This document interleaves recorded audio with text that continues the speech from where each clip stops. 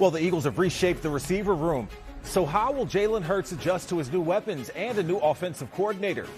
We rank the top draft classes across the NFL, see how the Eagles stack up, and we take a closer look at third-round pick Markel Bell in Barrett's breakdown. Hey, good to see you. Get on in here. Welcome to Birds Huddle, presented by Toyota, official automotive partner of the NFL, along with the Super Bowl champ, Mr. Barrett Brooks. I'm Danny Palmels. The Eagles rookie set to take the practice field this week. What was that first practice like for you as a rookie? It was crazy, Second-round pick coming in. I'm looking across the huddle, and I see Randall Cunningham sitting there. I see Ricky Waters. I'm standing right next to, a Super Bowl champion, two Super Bowl champions, Guy McIntyre and Riley McKenzie. It was amazing, the amount of talent that was there. I was just in awe, but I didn't know anything, didn't know the offense, and they acted like I should have known it. They didn't send me anything. They gave me a sheet, and we went over that morning and expected me to know because I started as a rookie. I started day one.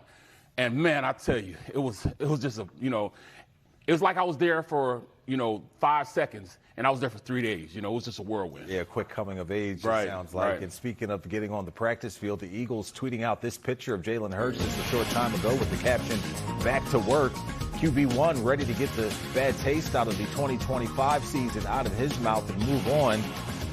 Looking sharp with those shades. But that brings us to our three-point stance presented by Toyota.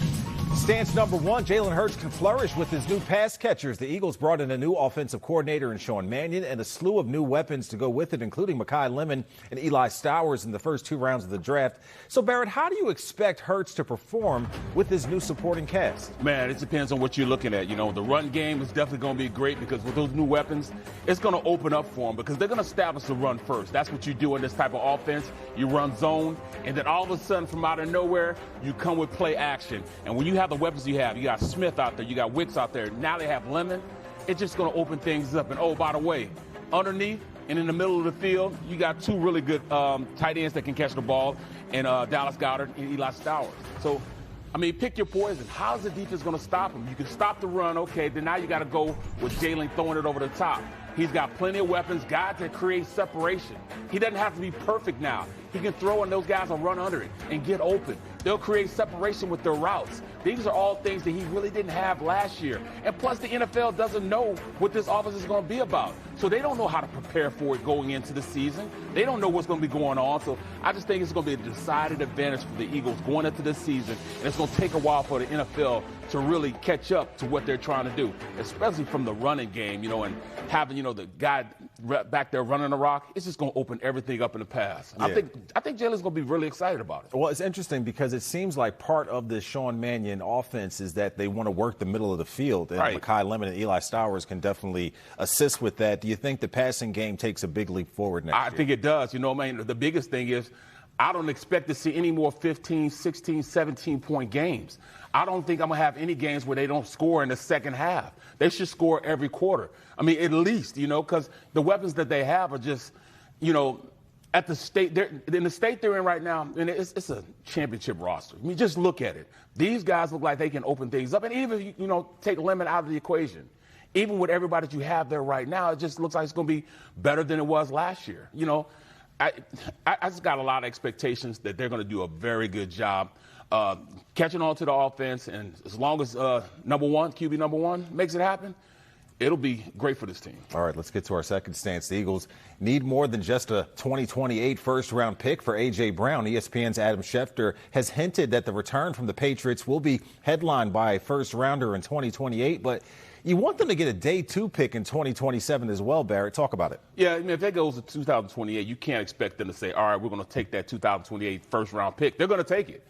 But you got to give us a little something to tide us over. You know what I'm saying? That's like an hors d'oeuvre before we get the main meal in 2028. I want my hors d'oeuvre to be kind of high also. I'm not expecting anything less than a day 2 pick.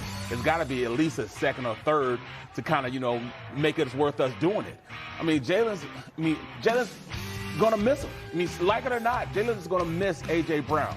And A.J., he's going. I hope the grass is greener over there. But, I have no problem with A.J. I still think he's a fantastic player, a top 5 wide receiver. I just don't want to leave, but he's got to go down. The writing's on the wall. I finally had to come to it and say, hey, this guy's going to be out of here. him being gone, it's just another weapon that we could have had there. Even with the guys we have there now, he would still be a headliner as far as receivers because he's a top 5 wide receiver. But, yeah, he is gone, and it's a new system. He's not going to be able to, be in this new system. But, I like what we have. I think we invested in a lot for this offense to really take off, And I think the biggest thing is going to be headline with that running game is going to open everything up. It's going to be great for us. All right, the running game opens everything up. Saquon Barkley will be a feature part of this offense for sure. But can Devonta Smith take that big leap forward and be the number 1 receiver with everyone put with him at the top of the game plan chart? I mean, he's already, it really didn't come as, AJ and, Smitty being one week and one the next week. It was never like, it was really a thing where he couldn't do it. He did it all the time. I mean, Jalen is very comfortable throwing to him. You don't have to be perfect to throw to him. He creates separation in his routes, the top of his routes. He gets open. He catches everything you throw it at him. He's the total package as far as being a number 1 wide receiver. There's no question that he's going to be a great number 1. When AJ wasn't there, I mean, he filled the shoes easily. Mm-hmm. He showed that he can play and excel at a high level. I mean, he's a 1,000-yard receiver. What is it, past 2-3 years? Mm-hmm. He's had 1,000 yards. I mean, there's no difference in him, having AJ, being out of game because of his hamstrings. I think the difference is, it's going to be 17 games straight. But the amount of weapons that we have, they're going to roll coverage his way.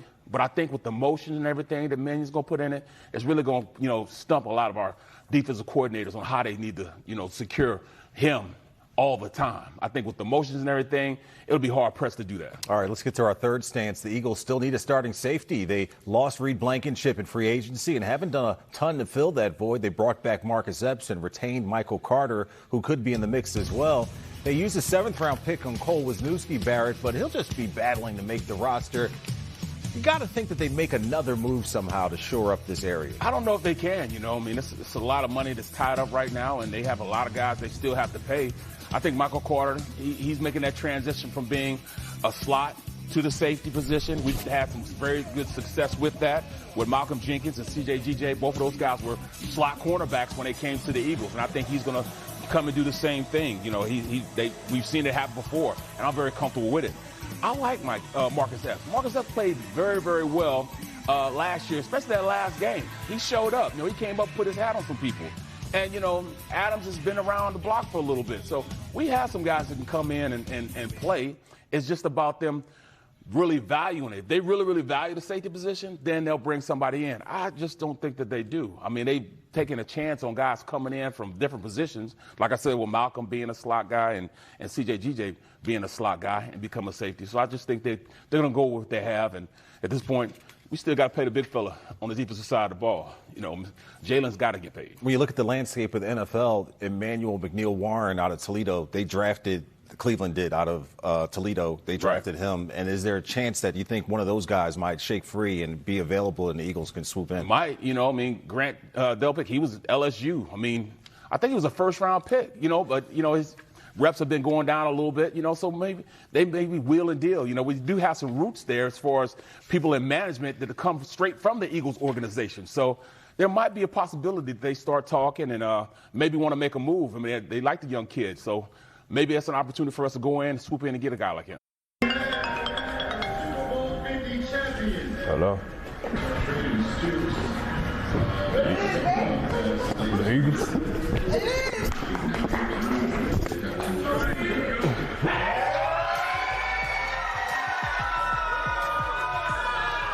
The Philadelphia Eagles select Markel Bell.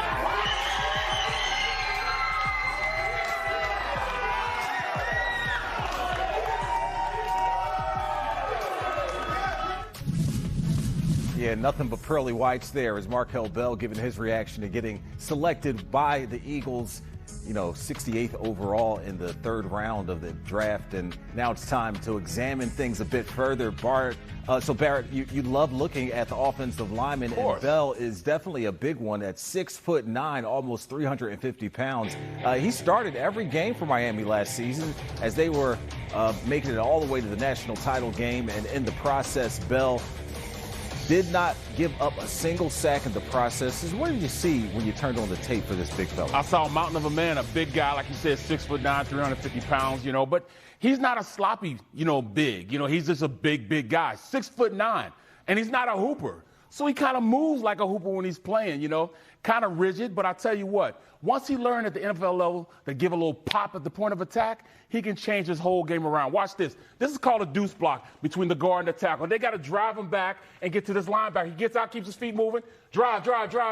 He's able to, make it happen. And then look, running after the play. He's not giving up. Here it is again. This is a deuce play. He's got to get more to the line. That's why I said that explosion. You don't see it. But watch when he gets up in there. Boom, boom, boom, boom. Gets up on a big guy. And once he gets on you and he engulfs you, look, the pile is going. That's like 15 yards after contact.